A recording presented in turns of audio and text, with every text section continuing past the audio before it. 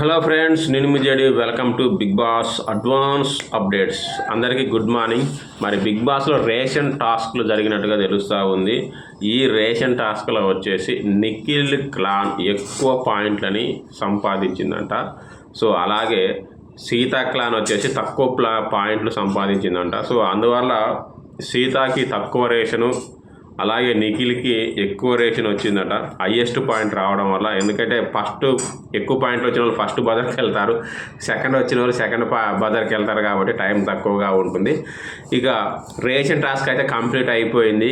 ఈ వారానికి సరిపడా సరుకులు సీతాకి చాలా తక్కువ వచ్చినాయి అన్నట్టు తెలిసింది. సో మరి ఇక కష్టంగా సరిపుచ్చుకోవాలి. రేషన్ అంటే మనకు చిన్నప్పుడు రేషన్ షాపులకు వెళ్ళే వాళ్ళం కదా, అది గుర్తొస్తుంది. బిగ్ బాస్ అలా చేశాడు.